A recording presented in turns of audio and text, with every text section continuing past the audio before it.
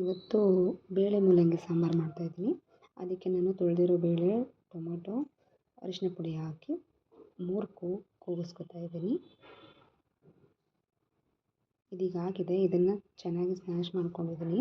3 ಕೂಗಿದೆ, ಅದನ್ನು ಚೆನ್ನಾಗಿ ನೀವು ಸ್ಮ್ಯಾಶ್ ಮಾಡ್ಕೋಬೇಕು. ಅದೆಲ್ಲ ಚೆನ್ನಾಗಿ ಸ್ಮ್ಯಾಶ್ ಆದಮೇಲೆ ನೋಡಿ ಈ ರೀತಿ ಆಗುತ್ತೆ. ನೋಡಿ ಈ ಥರ ಇಷ್ಟ ಆಗಿದ್ರೆ ಸಾಕು. ಸ್ವಲ್ಪ ಬೆಳೆದರೆ ಪರವಾಗಿಲ್ಲ. ಮತ್ತು ನಾನು ಇದಕ್ಕೆ ಎಣ್ಣೆ ಹಾಕ್ಕೊಂಡಿದ್ದೀನಿ ಪಾತ್ರೆಗೆ. ಅದಕ್ಕೆ ನಾನಿವಾಗ ಸಾಸಿವೆ, ಜೀರಿಗೆ, ಕರಿಬೇವು ಹಾಕೋತೀನಿ.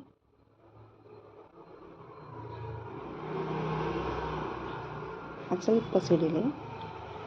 ಅದು ಸಿಡಿದಾದ್ಮೇಲೆ ಒಣಮೆಣಸಿನ್ಕಾಯಿ ಮತ್ತು ಬೆಳ್ಳುಳ್ಳಿನ ಜಜ್ಜಿ ಹಾಕ್ಕೊಂಡಿದ್ದೀನಿ.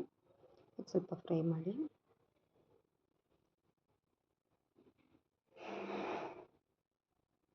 ಫ್ರೈ ಆದ ತಕ್ಷಣ ಸಣ್ಣ ಈರುಳ್ಳಿ ಹಾಕ್ಕೊಂಡಿದ್ದೀನಿ.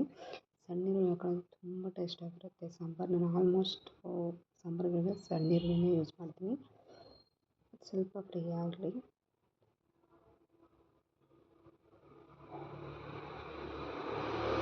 ಸ್ವಲ್ಪ ಹುರ್ಕೊಳ್ಳಿ ಅದರಲ್ಲಿ ಆಗಲಿ.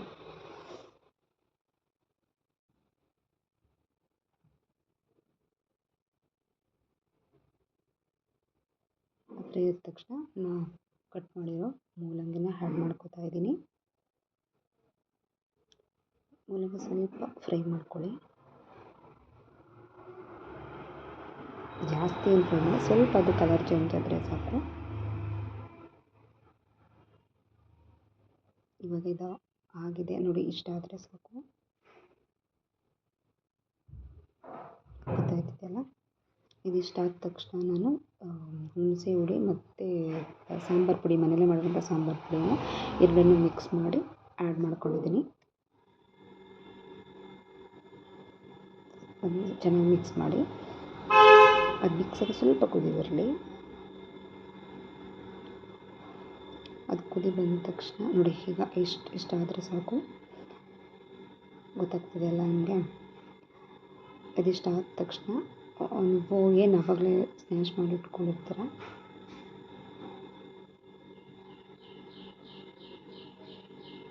ಅದನ್ನು ಹೀಗೆ ಆ್ಯಡ್ ಮಾಡ್ಕೊಳ್ಳಿ. ನೋಡಿ,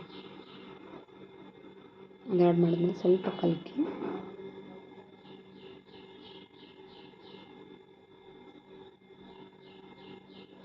ನೋಡಿ, ಆಲ್ರೆಡಿ ಕುದೀತಾ ಇದೆ.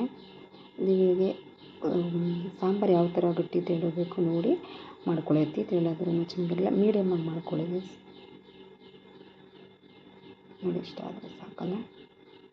ನೋಡಿ, ಇಷ್ಟು ತೆಳ್ಳಗೆ ಅದು ಕುದಿದ್ಮೇಲೆ ಇನ್ನೂ ಸ್ವಲ್ಪ ಗಟ್ಟಿ ಆಗುತ್ತೆ. ಇದು ಸಾಕು ನೋಡಿ. ಇದು ಚೆನ್ನಾಗಿ ಕುದಿಬೇಕು ನೋಡಿ. ಆಲ್ರೆಡಿ ಕುದೀತಾ ಇದೆ ಇದು. ಇದಕ್ಕೇನು ಸ್ವಲ್ಪ ಸಾಲ್ಟ್ ಆ್ಯಡ್ ಮಾಡ್ಕೊಳ್ಳಿ.